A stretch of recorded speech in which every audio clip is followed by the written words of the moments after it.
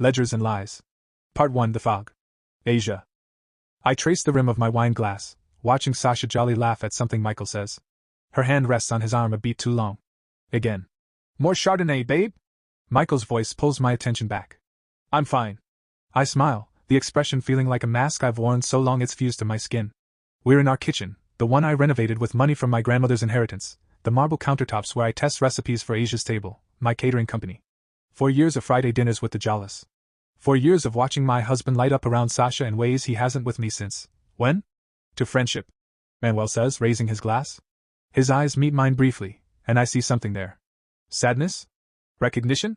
Manuel Jolly is quiet where his wife is effervescent, thoughtful where she's impulsive. He works as a forensic accountant, something corporate, he'd explained once, tracking money trails for litigation cases. Tonight, he seems distracted. Michael was just telling us about the new contracts you landed, Sasha says, turning to me with her pageant smile. 3 corporate events next month? That's amazing. 4, actually. I set down my glass. The Kent Foundation Gala came through yesterday. Your business is really taking off, Manuel says. There's genuine warmth in his voice. Michael stands abruptly. We should show them the wine cellar. Remember that Barolo we were saving? It's getting late. Manuel starts. Nonsense. 1 more bottle. Michael's already heading toward the basement stairs. Sasha practically bounces after him. Manuel and I exchange glances. Go ahead. I tell him. I'll bring down glasses. But I don't follow immediately. Instead, I stand in my kitchen, listening to Sasha's laughter echo up from below, and wonder when exactly I became the ghost haunting my own life. Manuel. The move to Riverside Heights was Sasha's idea. Manuel, it's perfect, the house is gorgeous, and we'd be right across the street from the Joneses. Michael says the neighborhood is amazing. Michael. Always Michael. I met Michael Jones once before we relocated, a weekend visit where Sasha insisted we drive 3 hours to reconnect with old friends. He was charismatic, successful, everything Sasha claimed she wanted in our own life. I didn't mention that his eyes followed my wife in a way that made my forensic accountant's brain start building spreadsheets of suspicious behavior. But Sasha wanted this move so badly. Her teaching position had transferred easily, and I could work remotely, analyzing financial records for law firms who needed expert witnesses. Just think, she'd said. Double dates every weekend. Asia's supposed to be wonderful. Michael says she's loaded, inherited millions from her grandmother. And she has this catering business that's blowing up. Now, 6 months into living across the street, I'm in the Joneses' wine cellar watching Michael pour expensive Barolo while standing too close to my wife. Sasha's hand brushes his as she takes her glass. They think I don't notice. I notice everything. It's my job. Pattern recognition. Anomalies in data sets. The same skills that help me uncover embezzlement schemes make it impossible to ignore the way my wife texts constantly but angles her phone away. The way she suggests these Friday dinners with an eagerness she never shows for time alone with me. This is exceptional, I say, swirling the wine. The vintage probably costs more than I want to know. Only the best for good friends. Michael's smile doesn't reach his eyes when he looks at me. Asia appears on the stairs with a tray of cheese and crackers. She's beautiful in an understated way, natural dark hair, warm brown eyes, a quiet grace. She's also, I've noticed over these dinners, increasingly distant. Like she's performing a role in a play she no longer believes in. Don't let them drink all the good stuff, she says lightly, but I catch the edge in her voice. Join us, I say, gesturing to the empty space beside me. She does, setting down the tray. Her shoulder barely touches mine, but I feel the warmth through my shirt. Manuel was just telling me about his latest case. I lie smoothly. Some executive cooking the books? Asia turns, interested. Really?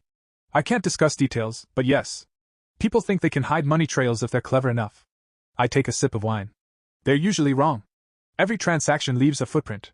Every transfer tells a story. Sounds fascinating, Asia says. Sounds boring. Sasha interjects with a laugh.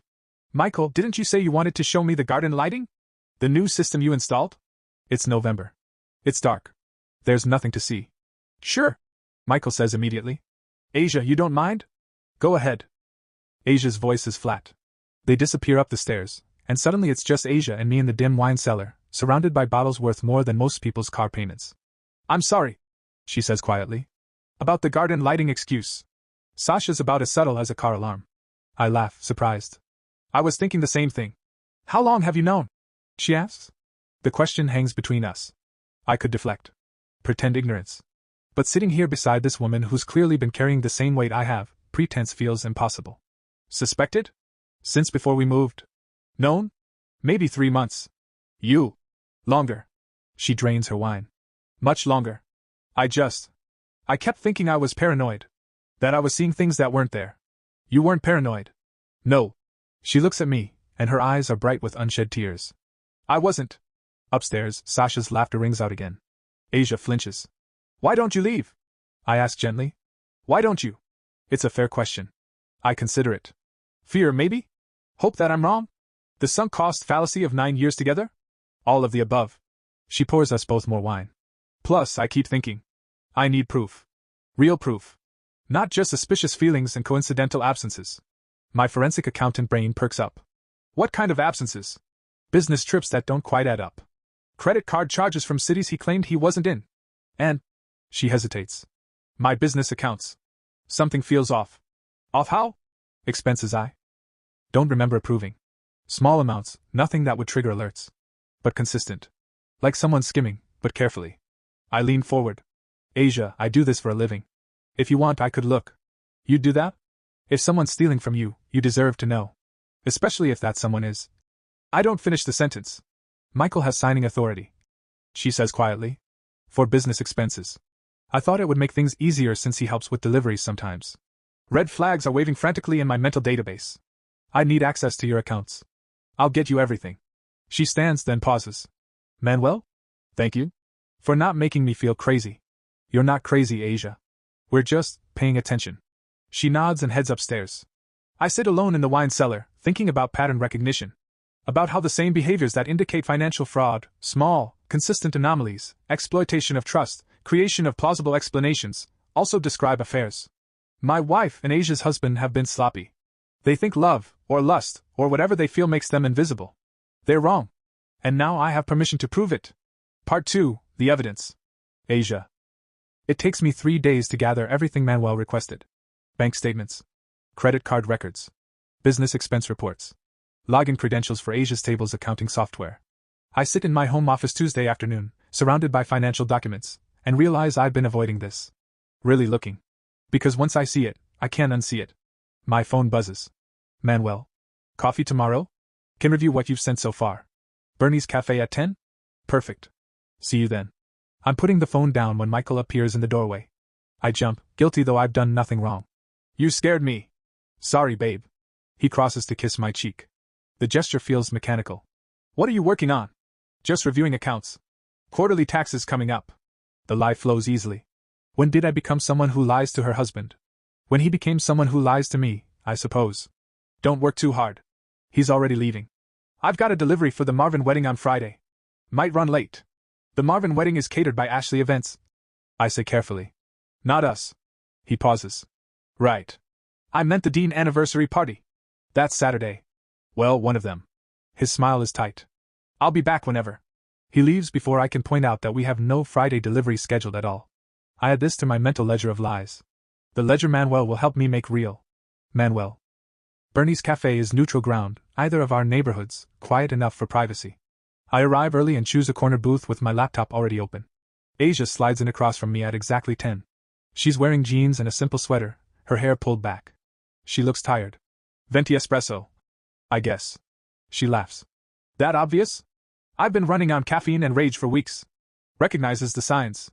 I flag down the server, and we order. Once we're alone, I turn my screen toward her. I've only scratched the surface, but Asia, you were right to be concerned. Her face pales. Show me. I walk her through it. Small transfers from her business account to a personal account she doesn't recognize.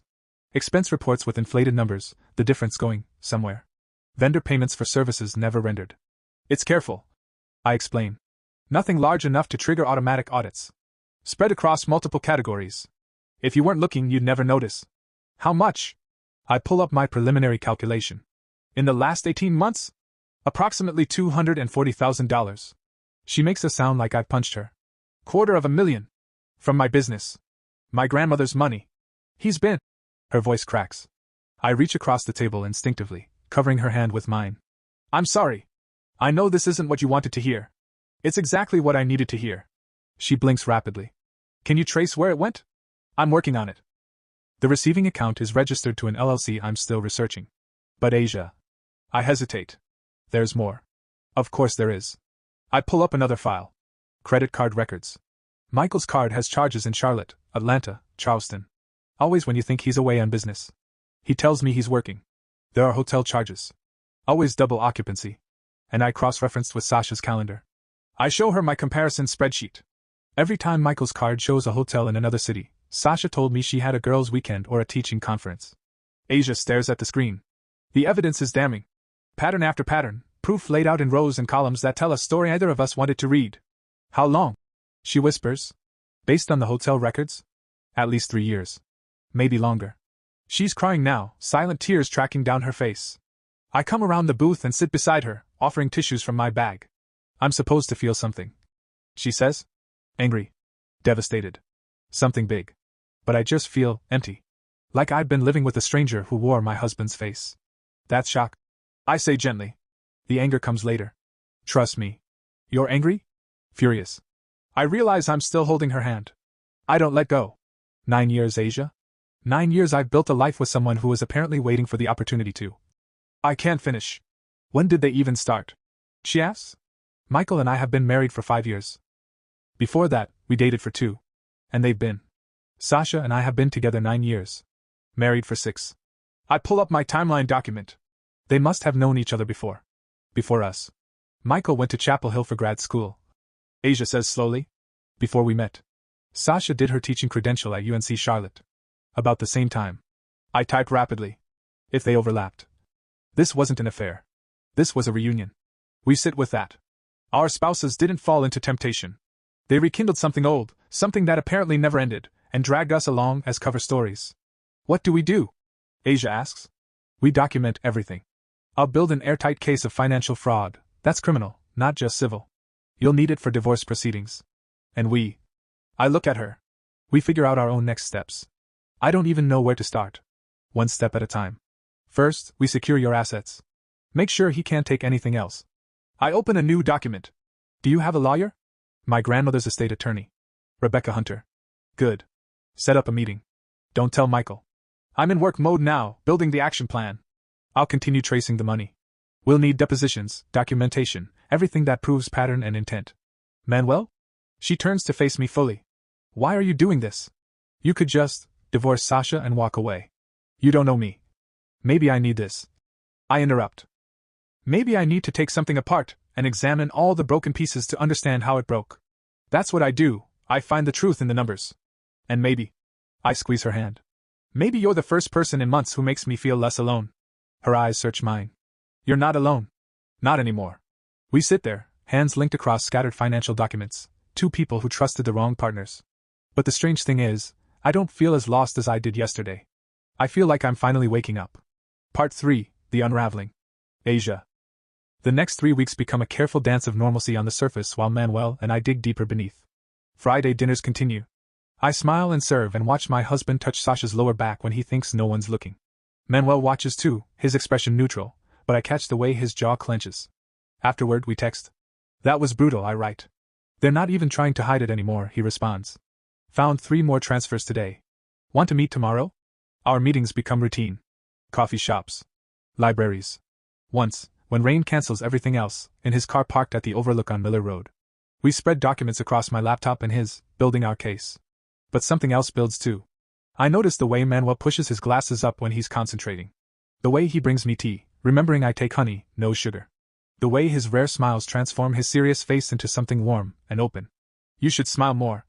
I tell him one afternoon at Bernie's. He looks up from his spreadsheet. Should I? It's nice. Your smile. He studies me with those thoughtful gray eyes. You make it easier. To smile, I mean. The moment stretches. I'm suddenly aware of how close we're sitting, how his sleeve brushes mine. How easy it would be to. Found it. He breaks the spell, turning back to his screen. The LLC. It's registered to Michael. He's been funneling your money into his personal account. The reminder of why we're here crashes back. Can we prove it's him? I have the incorporation documents. His signature. His address from 2 years ago, before you renovated. Manuel's fingers fly across the keyboard. And I can trace every transfer back to specific business expenses he approved. Asia, this is ironclad. What about Sasha? His expression darkens. She's named as a secondary authorized user on the account. She's been withdrawing too. They're partners. In every sense. He saves the file. I've documented enough for criminal charges if you want to press them. Embezzlement. Fraud. Your attorney should. She does. I've been meeting with Rebecca Hunter weekly. She's preparing divorce papers. Waiting for me to give the word. And? I keep thinking I should confront him. Ask why. Give him a chance to what? Explain why he stole from me? Why he's been sleeping with your wife for years? I laugh bitterly. There's no explanation that makes this okay. Manuel closes his laptop. I filed yesterday. I stare at him. Filed? Divorce papers. I had them served to Sasha at school. He removes his glasses, rubbing the bridge of his nose. I couldn't keep living the lie. Every dinner, every fake conversation, every time she kissed me goodbye before sneaking off to. He stops. I was done. What did she say? She cried. Said she loved me. That it was a mistake, a moment of weakness that got out of hand. His voice is hollow. Then her phone rang. Michael. She answered it right in front of me. Told him Manuel knows and started making plans for where she'd stay. Oh, Manuel. She's at a hotel now. We're not supposed to communicate except through attorneys. He puts his glasses back on. I probably should have warned you. Michael will know I'm investigating the finances. Let him know. The anger I've been suppressing surges up, hot and clarifying. I'm done protecting his feelings. Done pretending. I want him gone. Manuel studies me. You're sure?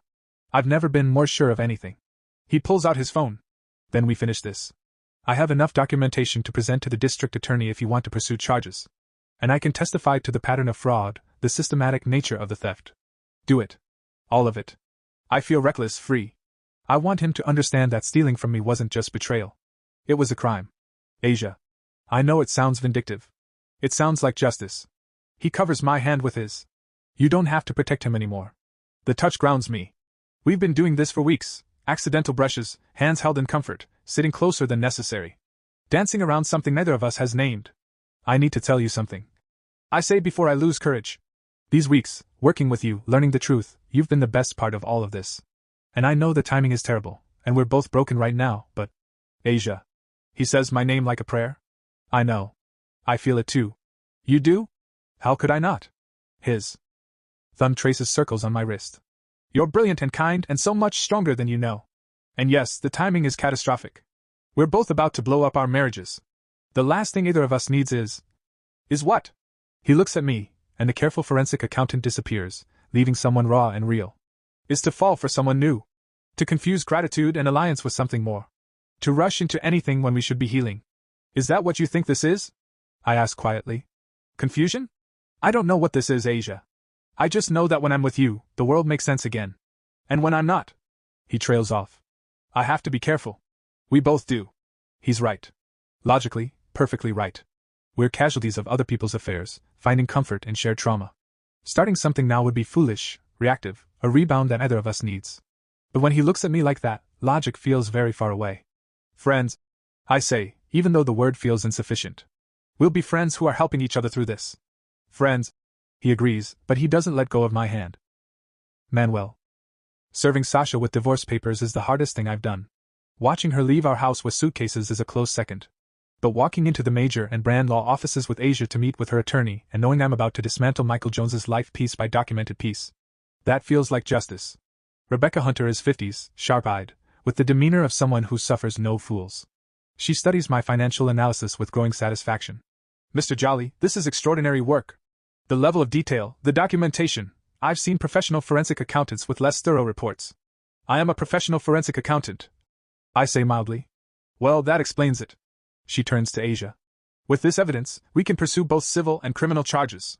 The divorce will be straightforward: adultery, financial fraud, complete violation of fiduciary duty. You'll retain all marital assets, your business, your inheritance. He'll be lucky if he's not in prison. Asia's face is pale but determined. I want to press charges. All of them. The DA will love this case. Rebecca says. It's so clearly documented. Mr. Jolly, would you be willing to testify? Absolutely. Then let's proceed. Rebecca pulls out papers. Asia, I need you to sign here and here. This initiates divorce proceedings. Once filed, Michael will be served, probably within 48 hours. I watch Asia sign her name, ending her marriage with pen strokes. Her hand doesn't shake. There's one more thing, Rebecca says. We should freeze all joint accounts immediately. And Asia, you need to change every password, every authorization, anything Michael has access to. I've already started, Asia says. Closed the joint credit cards yesterday. Changed the business banking passwords. He hasn't noticed yet, I don't think he checks unless he's trying to transfer money. Good. Rebecca makes notes. The house? My inheritance paid for it. My name on the deed. Then he has no claim. We'll get a temporary restraining order requiring him to vacate within 72 hours of service. The meeting continues, details about asset division, timelines, court dates. I've been through this with my own attorney. The clinical discussion of dismantling lives, of quantifying betrayal in dollars and property division. We leave an hour later, Asia clutching a folder of documents that prove her husband is both a thief and an adulterer. Want to get lunch? I ask. Or are you done with my company for the day? She loops her arm through mine, a gesture that's become natural between us. Lunch. Somewhere far from here. Somewhere either of them would go. We end up at a Thai place 30 minutes away. Over pad Thai and green curry, we don't talk about divorce or fraud. Instead, Asia tells me about learning to cook with her grandmother, about building Asia's table from farmers' markets and word of mouth. I tell her about growing up with numbers, how finding patterns in chaos made sense when nothing else did. You would have loved my grandmother, Asia says. She was fierce. Built her own business in the 60s when women weren't supposed to do that. Left me everything because she said I had her fire. She was right. Michael said I should sell the business. Focus on starting a family. Her jaw tightens. I keep wondering what else he wanted me to give up. Everything. I set down my fork. People like them, they take and take until there's nothing left. Then they act surprised when you notice. Is that what Sasha did? She wanted the life I could give her. Stability. Financial security. Respectability. I laugh without humor. What she didn't want was me. The actual person. I was just a framework for the life she wanted to build, with Michael. Asia reaches across the table. We've been doing this more, touching, seeking comfort. Lines we told ourselves we wouldn't cross keep getting blurry. You're not a framework, she says fiercely. You're brilliant and kind and you see things other people miss. Sasha's an idiot for not recognizing what she had. And Michael's an idiot for stealing from you instead of building something real with you. We're quite a pair. Two smart people who trusted the wrong partners. Maybe not wrong, I say slowly. Maybe just first. Before we knew what we actually needed. Her eyes meet mine, and something shifts. The air between us feels charged, heavy with things unsaid. Manuel. My phone rings. My attorney. I grimace apologetically and answer. The conversation is brief. When I hang up, Asia's watching me with concern. Sasha's attorney is pushing for spousal support. I say. Claims she's accustomed to a certain lifestyle I provided. That's ridiculous. She has her teaching salary, which she apparently quit yesterday. I lean back, suddenly exhausted. Her attorney says she's too emotionally distressed to work. Needs time to heal. Wants me to pay for her healing. The audacity. It's a negotiation tactic. They know I'll settle to avoid a long court battle. I signal for the check. I should go. Need to call my attorney back, strategize. Outside the restaurant, Asia stops me. Thank you? For today. For all of this. I couldn't do it without you. Yes, you could. You're stronger than you think. Maybe. But I don't want to do it alone. She rises on her toes and kisses my cheek, the gesture quick and sweet. Talk tomorrow? Tomorrow. I agree, my face warm where her lips touched. I watch her drive away, wondering when exactly I stopped thinking of her as just an ally and started thinking of her as. No. Not yet. Not until the divorces are final and we both had time to heal and we can figure out what this is without the weight of our shattered marriages pressing down. But someday, maybe. When the dust settles and the wounds aren't so fresh. Someday. Part 4, The Confrontation. Asia. Michael is served with divorce papers on a Thursday afternoon. I'm not there. Rebecca advised me to be somewhere public, somewhere safe. So I'm at my commercial kitchen, prepping for a corporate luncheon, when my phone explodes with calls. I let them all go to voicemail. But I listen to them, one by one, as I chop vegetables with perhaps more force than necessary. Asia, what the hell is this? You can't be serious. Babe, we need to talk. This is crazy. Come home. You're making a huge mistake. I love you. Call me back right now. The progression from confusion to anger takes exactly 7 messages. The 8th is different. I know this is about Manuel. He's poisoning you against me. Can't you see he's just trying to break us up because he's bitter about Sasha? We can fix this. Just come home. I delete them all and call Rebecca. He's been served. I tell her. Multiple voicemails. Getting aggressive. Expected. Don't engage. Save everything, but don't respond. She pauses. Asia, you're safe? I'm at work. Public place. Lots of people. Good. The restraining order is in place. He has 72 hours to vacate. If he contacts you again, call me immediately. After we hang up, I realize my hands are shaking. This is real now. Final. The marriage I thought I had, the life I built, is ending. My phone buzzes. Manuel. Heard Michael was served. You okay? Define okay. I'm upright and coherent. That's something. Want company? I can bring coffee. Be a silent presence while you work. I shouldn't.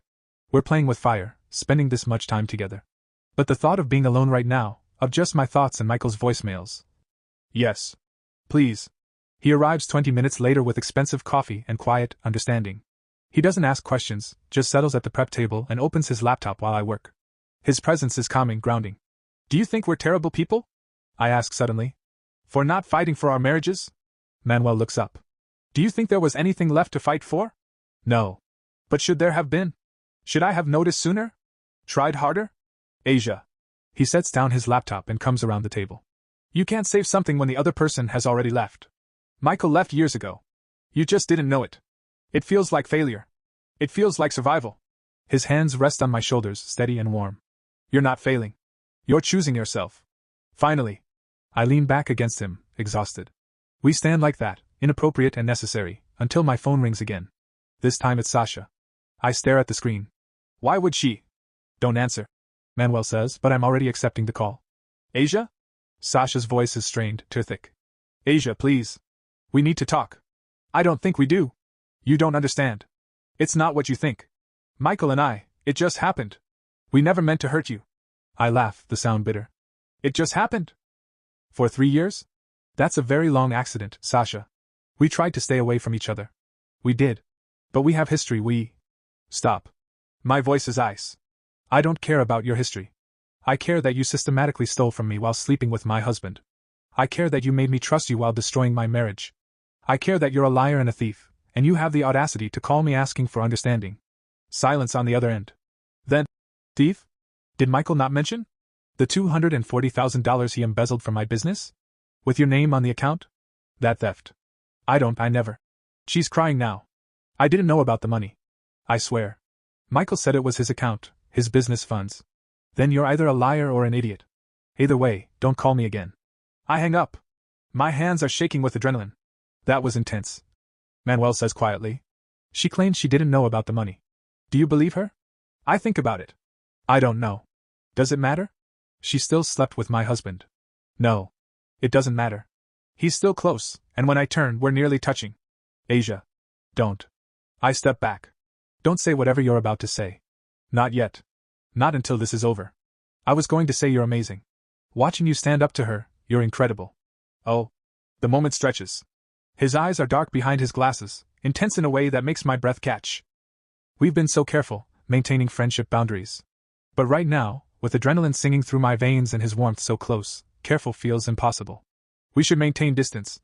I say, not moving. We should. He agrees, also not moving. Until the divorces are final. At least. This would be complicated. Catastrophically so. Either of us steps back. Asia. He says softly. I'm trying very hard to be honorable here. I know. I appreciate it. But, I touch his face, tentative. What if I don't want honorable right now? What if I want something real after years of lies? He closes his eyes. You're killing me. Is that a no? That's a not yet. Because you deserve better than rebound comfort. You deserve someone who can give you everything, not someone who's still bleeding from his own wounds. He catches my hand, pressing a kiss to my palm. But when this is over, when we're both whole again, ask me then. It's the right answer. Mature. Sensible. Everything we should be. I hate it. But I nod. When this is over. It's a promise. Manuel. Friday night, I'm in my house, too big, too empty now that Sasha's gone, when someone hammers on the door. I check the security camera. Michael Jones. Looking furious. I consider not answering. But I've been documenting his fraud for weeks. I'm not afraid of him. I open the door but keep the chain latched. Michael. This is inappropriate. You son of a bitch. His face is flushed, his words slurred. Drunk. You turned Asia against me. We were fine until you started putting ideas in her head. Asia doesn't need me to put ideas in her head. She's perfectly capable of recognizing theft and adultery on her own. I never stole anything. That money was for us, for our future. That money was from her business. Her inheritance. You had no right to it. I'm recording this on my phone, held casually at my side. And you definitely had no right to forge expense reports and create shell companies. You can't prove that. I'm a forensic accountant, Michael. Proving it is literally my job. I lean against the doorframe. Want to know what else I can prove? Every hotel you and Sasha stayed in. Every city you met in. Every lie you told. I have documentation going back 3 years. His face pales. You have no right. I have every right. You stole from Asia. You destroyed my marriage. You thought you were clever, but you were sloppy. And now you're going to face consequences. This is about jealousy. He's grasping now. You want Asia. You've wanted her all along. This whole forensic investigation is just you trying to. Trying to what? Reveal the truth? Yes, guilty. I meet his eyes. But here's the difference between us, Michael. I didn't pursue Asia while married to someone else. I didn't lie to her. I didn't steal from her. Whatever I feel is irrelevant until my divorce is final and I can approach her honestly. You feel. He stops, recalculating. She's pregnant, isn't she? That's why you're suddenly so protective. My blood runs cold. What? Sasha said something. About Asia being sick in the mornings. About her ordering ginger tea at our last dinner. His smile is vicious. That baby's mine. You think you're going to play house with my wife and my kid? Asia's not pregnant. I say, but uncertainty creeps in. When was their last dinner? 2 weeks ago? And Asia has seemed tired, emotional. No. She would have told me. Wouldn't she? Get off my property, Michael. Don't come back. Next time I'm calling the police. I slam the door and lean against it, heart pounding. Asia isn't pregnant.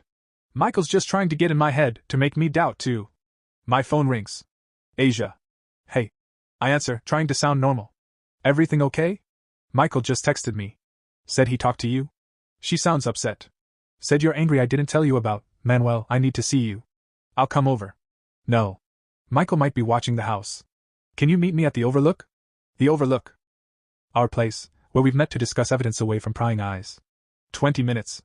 I drive faster than I should, mind racing. If Asia's pregnant, with Michael's child, everything changes. The timeline of their divorce. Her future. Whether she'd even want. I pull into the Overlook parking area.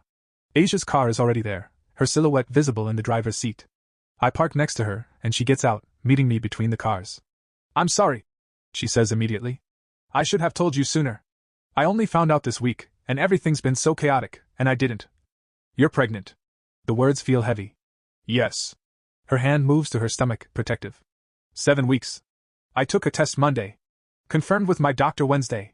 7 weeks. I do the math. Before the divorce filing. Just barely. We were still. She stops. I know what you're thinking.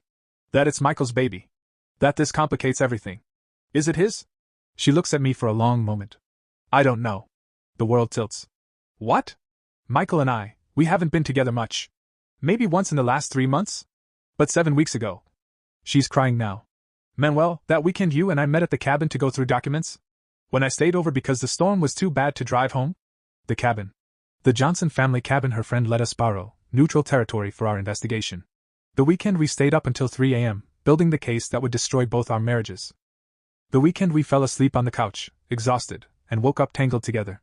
The weekend we said nothing could happen between us until this was over. The weekend we broke that promise. Asia. My voice cracks. We used protection. She whispers. I was so careful. But obviously not careful enough, and I pull her into my arms. She's shaking, and I realize I am too. Does Michael know? No. Sasha saw me buying ginger tea and apparently made assumptions.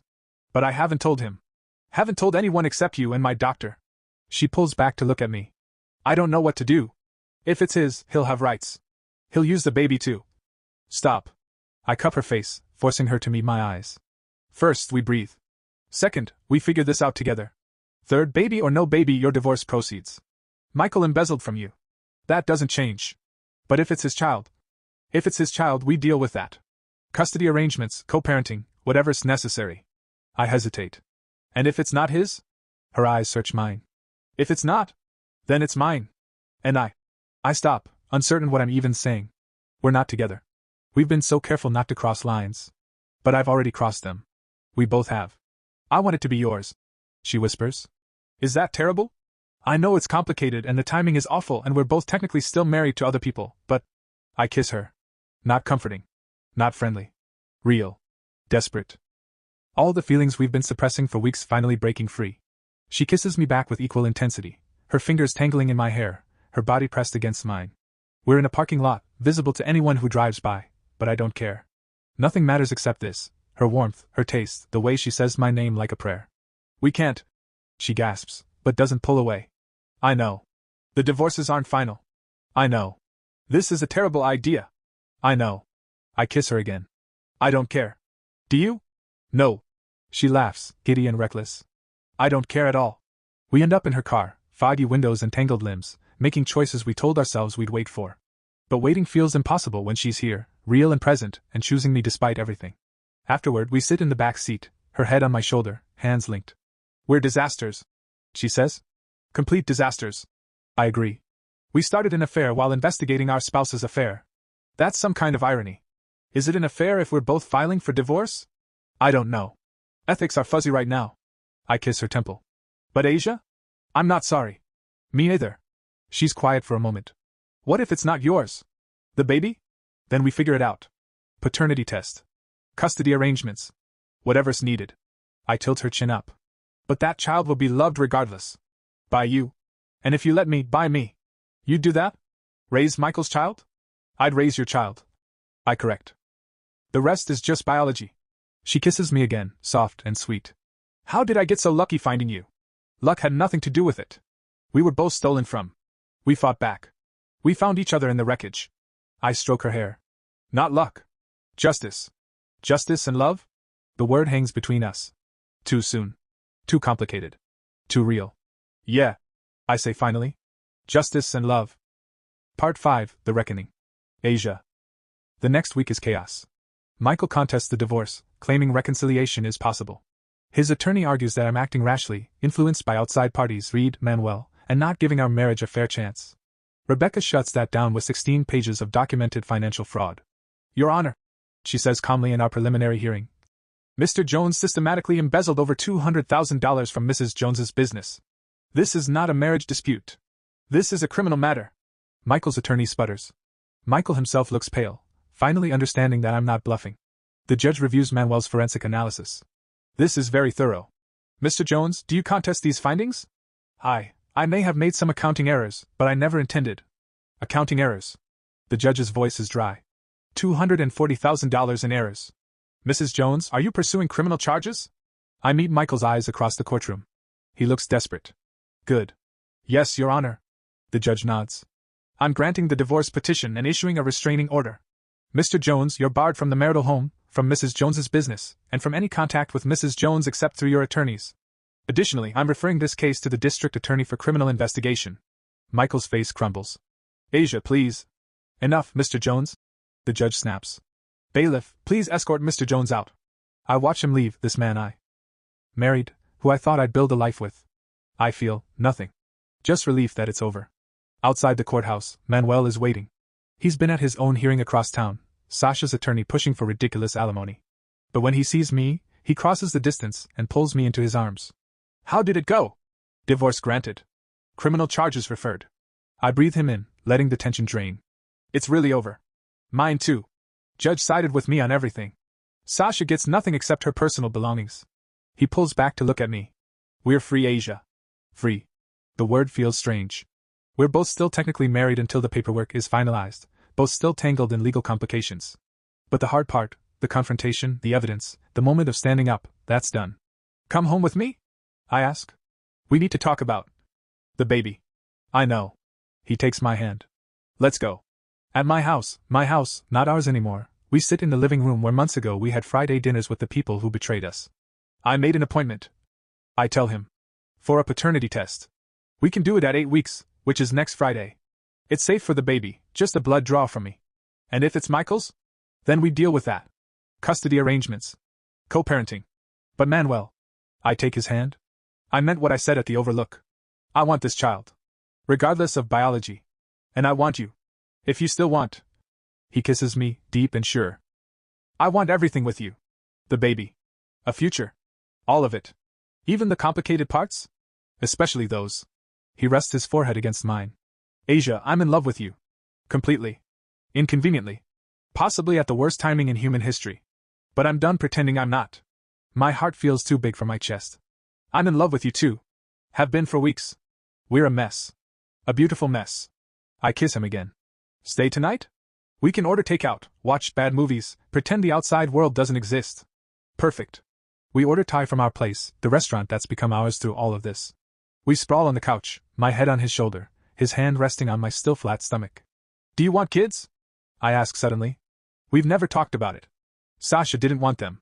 Said they'd interfere with her career, her lifestyle. He's quiet for a moment. I did. Want them, I mean. Someday. And now someday might be in 7 months. Terrifying. He admits. But also, right? Does that make sense? Perfect sense. I turn to face him. Manuel Jolly, will you? Don't. He interrupts gently. Don't propose or make any big declarations right now. Ask me again when the dust settles. When we're both legally free. When we've had time to be just us, without the weight of betrayal hanging over everything. Always so practical. One of us has to be. He kisses my forehead. But when you ask again? The answer is going to be yes. Manuel. The paternity results come back on a rainy Tuesday afternoon. Asia calls me from her doctor's office, her voice shaking. Can you come over? I can't, I need you here when I open them. I'm there in 15 minutes, speeding the whole way. She meets me at the door, envelope in hand, unopened. Together, she says. Together. We sit on her couch. She takes a deep breath and tears open the envelope. I watch her face as she reads, trying to gauge the result from her expression. Manuel. She looks up, eyes bright with tears. It's yours. You're the father. Relief crashes through me, so intense I have to close my eyes. You're sure? 99.9% probability. It's yours. Ours. She's crying, laughing, both at once. We're having a baby. I pull her close, overwhelmed. We're having a baby. I repeat, testing the words. They feel right. Terrifying and right. Are you happy? She asks against my chest. Terrified. Elated. Completely unprepared. I tip her chin up. And happier than I've been in years. We sit there, processing. This changes everything. Not just the divorce proceedings, though Michael will be relieved he has no claim, but our future. We're not just two people healing from betrayal. We're going to be parents. We should tell people. Asia says eventually. My attorney. Your attorney. They need to know for the proceedings. And Michael? Sasha? My attorney can inform Michael's attorney. He needs to know he has no parental claim. She hesitates. Will you tell Sasha? I consider it. I should. She deserves to hear it from me, not through the rumor mill. Are you going to tell her about us? About the baby being yours? Only if she asks directly. I stand, pulling Asia up with me. But first I'm taking you to dinner. A proper date. No legal documents. No discussion of embezzlement. Just us. What about waiting until the divorces are final? The divorces are granted. We're just waiting for paperwork. And I've spent months pretending I don't feel what I feel. I kiss her soundly. I'm done waiting. Dinner is at a small Italian place an hour from Riverside Heights. Neutral territory where we won't run into anyone we know. We hold hands across the table, talking about the future, names we like, whether we want to know the gender, how to combine households once everything's final. Move in with me, I say suddenly. Or I'll move in with you. Whichever makes sense. But let's stop pretending we're going to maintain separate lives.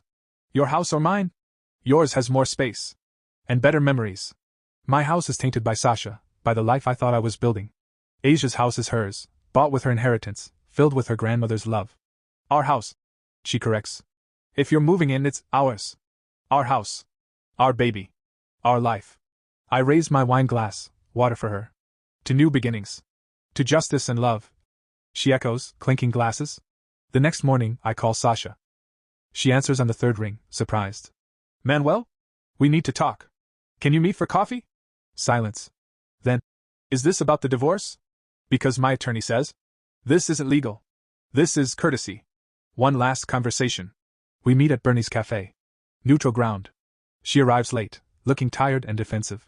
We order coffee and sit at the same table where Asia and I once sat, building our case against her and Michael. So? Sasha says. What courtesy conversation requires meeting in person? Asia's pregnant. Her face pales. With Michael's? No. With mine. I watch her process this. We did a paternity test. It's definitive. You and Asia. She's shaking. When? How long have you? Does it matter? You don't get to be angry about this, Sasha. You don't get to play the wounded spouse. I know. Her voice cracks. I know I don't. But Manuel, we were married for 9 years. And you just moved on? I moved on when I discovered you'd been cheating on me for 3 of those 9 years. When I learned you'd helped Michael steal from Asia. When I realized the woman I married didn't exist, or if she did, she stopped loving me years ago. Tears streamed down her face. I did love you. Maybe. In your way. But you loved Michael more. And you loved the idea of the life we built, not me. I finished my coffee. I'm not here for your apology or your explanations. I'm here because you're going to hear about Asia's pregnancy, and I wanted you to hear it from me. First. Are you happy? She asked suddenly. With her? With this baby? I consider lying. But we've had enough lies. Yes. Happier than I've been in a long time. She nods slowly. Then I'm glad. That you found happiness. Even if I'm the reason you needed to look for it. She wipes her eyes. The divorce should be final next month. My attorney says everything's settled. Mine too. I stand. Goodbye, Sasha. I hope you figure out what you actually want. With Michael or without him. Manuel? She catches my arm. Thank you. For not making this uglier than it had to be. For being kind, even when I didn't deserve it. Everyone deserves kindness. Even people who make terrible choices. I gently remove her hand. Take care of yourself. I leave her there, this woman who was my wife, who shared my life, who I thought I'd grow old with. And I feel peaceful. Like I'm finally closing a chapter that should have ended years ago. Part 6, New Foundations. Asia. The divorces are finalized on the same day in March, Manuel's in the morning, mine in the afternoon. We meet for lunch between proceedings, giddy with the realization that we're finally, legally free. So, Manuel says, grinning. Are you going to ask me now? Ask you what? What you started to ask me months ago, before I told you to wait. Oh. My heart races.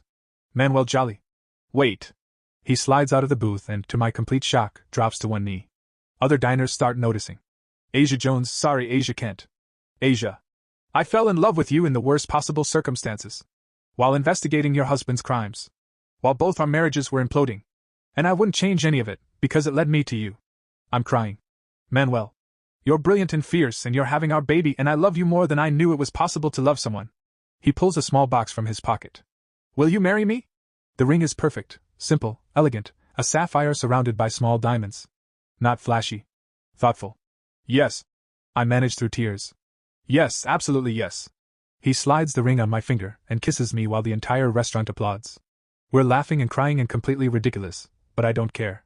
You're supposed to let me propose to you. I say against his lips. You can propose next time. When we renew our vows in 20 years. Deal. We tell Rebecca Hunter first. She hugs us both, delighted. Finally some good news. When's the wedding? Soon.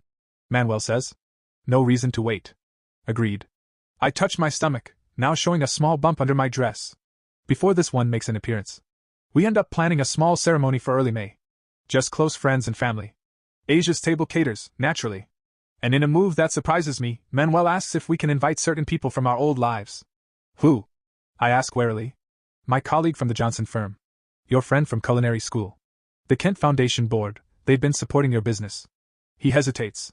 People who were actually there for us, not the ones who pretended to be. We make a list. It's shorter than I expected, so many friendships were intertwined with Michael and Sasha. But the people on it are real. True. What about your parents? I ask. Manuel's mentioned them occasionally, retired in Florida, confused by the divorce. I told them about you. About the baby. He smiles. My mom wants to meet you immediately. She's very excited about becoming a grandmother. And your dad? He said, and I quote, about time you found someone who appreciates you. Then he asked if you can cook, because mom can't and he's hoping for better meals at family gatherings. I laugh. I think I can manage that. What about your family? My smile fades. My parents died when I was 20. Car accident. Grandmother raised me after that, and she passed 2 years ago. It's why the inheritance. I trail off. Hey. Manuel pulls me close. I'm sorry. I didn't know. It's okay. It's why Asia's table matters so much. It's carrying on her legacy. And why Michael stealing from it felt like. I swallow hard. Like he was stealing her too. He didn't. Your grandmother's legacy is you. Your strength, your business, your fierce independence. That's all yours. He kisses my forehead. And now you're building a new legacy. For our kid. Our kid. The phrase still makes me emotional. I'm scared. I admit. I don't know how to be a mother. I barely remember mine. Then we'll figure it out together. Be scared together.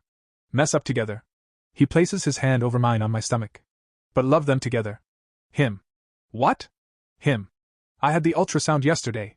We're having a boy. Manuel's face transforms. A son. We're having a son. Are you disappointed? I know some men want. Are you kidding? I'm thrilled. He's grinning like a fool. A son. Wow. We need to start picking names. We spend the rest of the afternoon throwing out possibilities. Manuel suggests family names from his side. I counter with names from my grandmother's family tree. We veto each other's worst suggestions, his, Percival, mine, Beauregard, and slowly build a short list. What about Lucas? Manuel suggests. Lucas Jolly. Or Lucas Kent Jolly, if you want to hyphenate. Lucas. I test it. I like it. Strong but not pretentious. Works for a kid and an adult. Middle name? Gabriel? I offer. It was my grandfather's name. Lucas Gabriel. Kent Jolly. Manuel nods. Perfect. We're naming our son. Planning our wedding. Building a life from the wreckage of our old ones. It should feel impossible. But sitting here with Manuel, feeling our baby move under my hand, it feels like the only thing that makes sense. Manuel. The wedding is small and perfect. May sunshine streams through the windows of the garden venue Asia chose.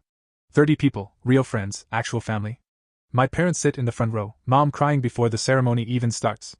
Asia's best friend from culinary school stands as her maid of honor. My colleague from work stands as my best man, having enthusiastically supported us through all the chaos. Asia walks down the aisle in a simple cream dress that accommodates her growing belly. She's radiant, glowing with happiness and pregnancy. When she reaches me, I have to blink back tears. You look beautiful. I whisper. You look terrified. She whispers back, grinning. Absolutely petrified. Let's do this. The ceremony is brief. We wrote our own vows, words about second chances and finding love in unexpected places. About justice and truth and building something real from broken foundations. I promise to always tell you the truth, Asia says, voice steady. To build our life together with complete honesty. To be your partner in every sense.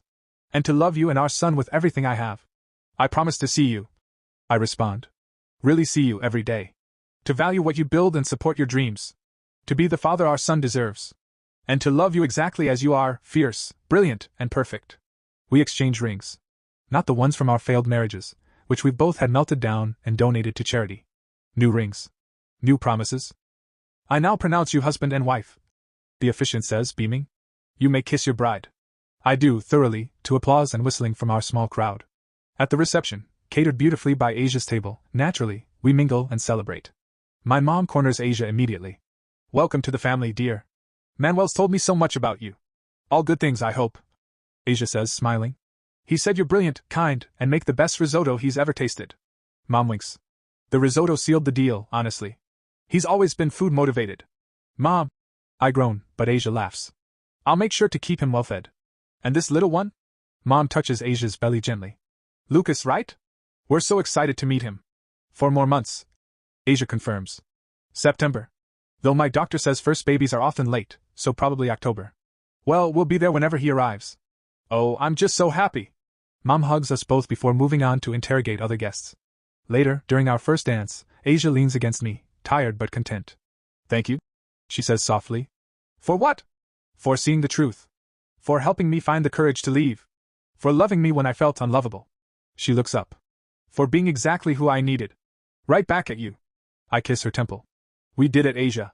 We built something real. We did. She touches her belly. And we're not done building yet. Not even close.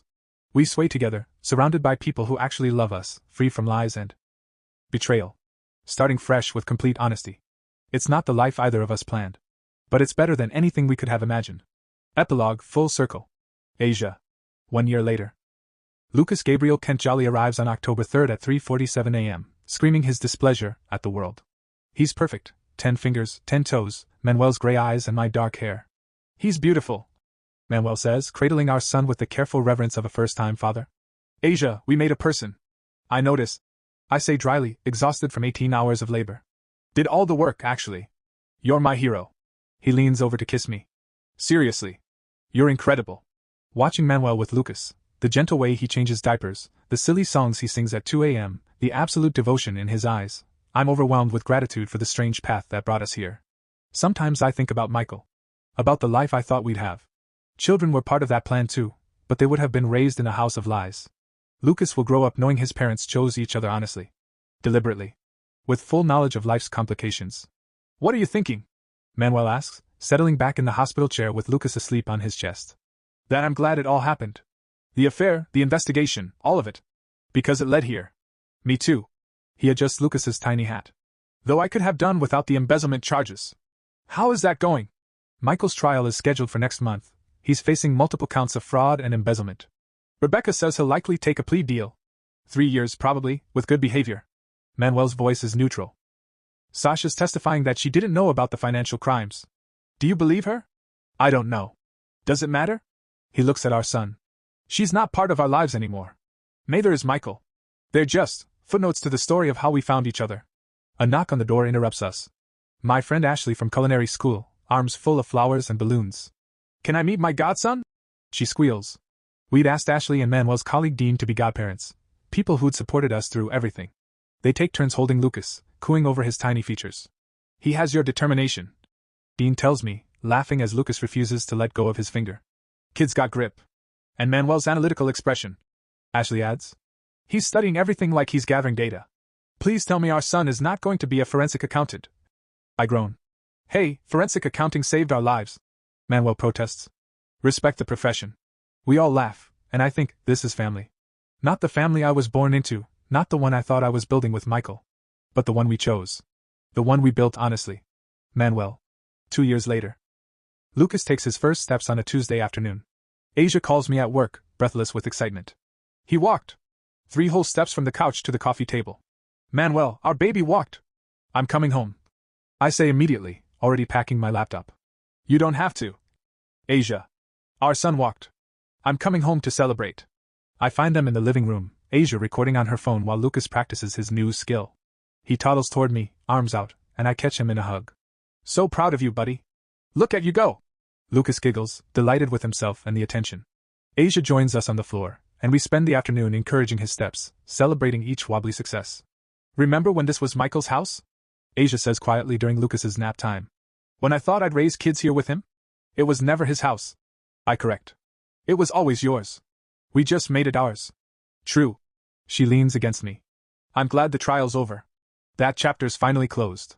Michael pled guilty 3 months ago. 3 years in minimum security, restitution to Asia's business, and a restraining order that'll last long after his release. Sasha, cleared of financial crimes, moved to California. I haven't heard from her since the divorce was finalized. Do you ever wonder what they're doing? Asia asks. Michael and Sasha? Sometimes. Mostly I wonder if they actually love each other, or if they were just caught up in the thrill of the affair. I stroke her hair. But then I think, that's their story to figure out. Not ours. Ours is better anyway. Much better. I pull her closer. Speaking of our story, I've been thinking. Dangerous activity, thinking. Hilarious. No, seriously. Asia's table is doing incredibly well. You're overwhelmed with orders. And I can work remotely from anywhere. I pause. What if we expanded? Opened a restaurant? Full service, your recipes, your vision? Her eyes widen. A restaurant? You've always talked about it. Your grandmother had a restaurant, right? Before she catering business? Yeah. Small place in Durham. She sold it when I was a kid, but... Asia sits up, energized. Are you serious? We could actually do this. We have the capital from the restitution settlement. We have your business established. We have the expertise. I grin. And I'm pretty good with financial planning and budgets. You're very good with budgets. She's already planning, I can see it in her eyes. We need to find a location. Build out a kitchen. Hire staff.